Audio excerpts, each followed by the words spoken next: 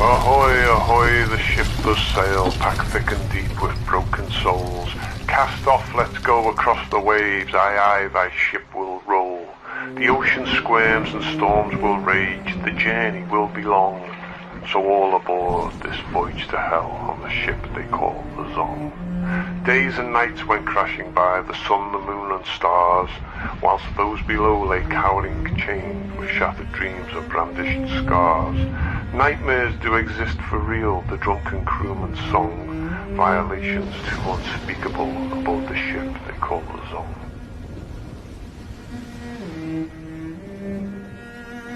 The Lord shall bring a nation against thee from far, from the end of the earth, as swift as the eagle flieth, a nation whose tongue thou shalt not understand, a nation of fierce countenance, which shall not regard the person of the old, nor show favor to the young.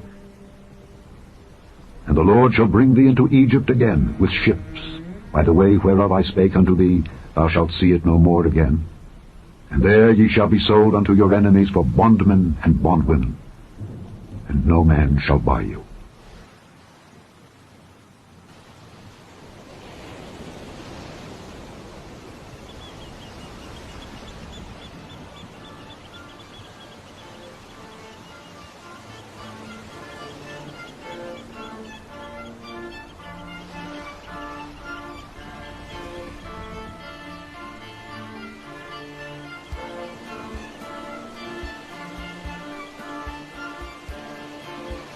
In September of 1781, the British slave ship, the Zong, set sail on a voyage not so different from thousands of others.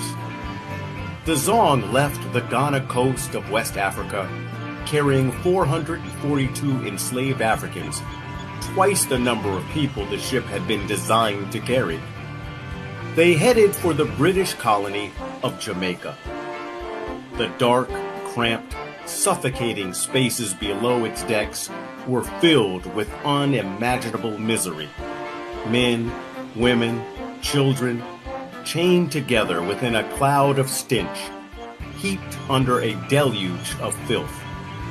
Confused, disoriented, and afraid.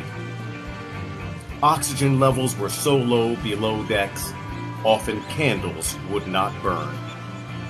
This was the Middle Passage, the most treacherous leg of the triangle trade, a trade in which Europeans traded goods with Africa for enslaved people to work in the European colonies of the Americas.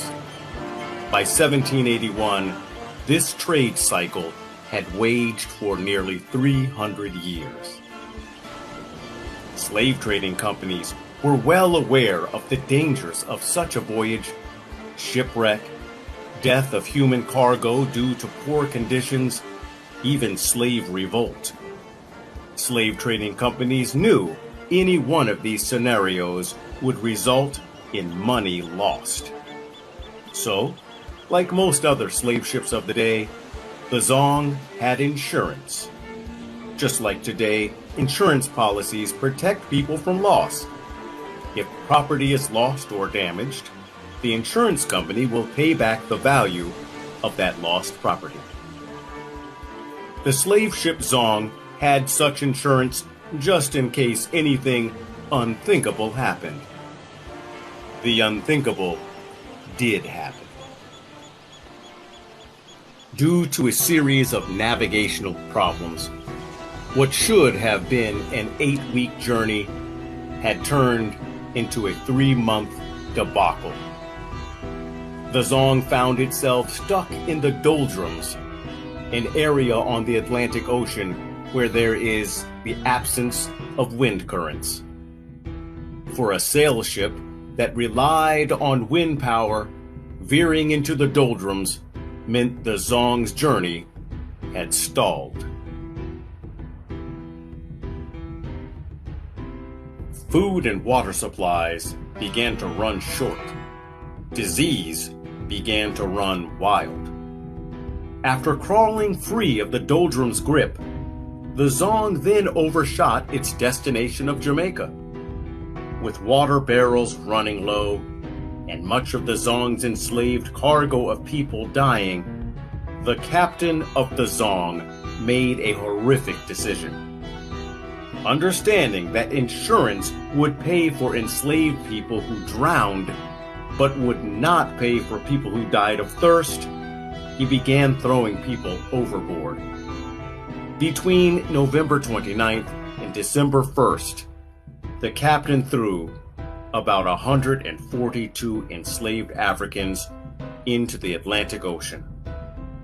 The very next day, December 2nd, it rained, filling the Zong's water barrels full.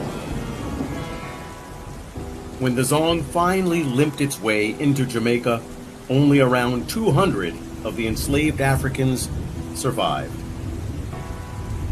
The insurance company refused to pay, claiming the Zong should have been equipped with enough water and supplies for the journey. After a court battle, the insurance company did not have to pay for the lost property.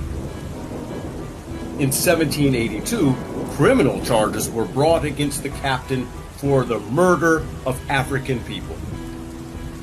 But the court ruled that African people were not people, only property, goods to be bought and sold. This time the court ruled in favor of the captain, saying, "It is madness to accuse well-serving, honorable men of murder. This case is the same as if wood had been thrown overboard." As unbelievably horrific the case of the Zong was, and still is, the court cases brought attention to the cruelties of the slave trade.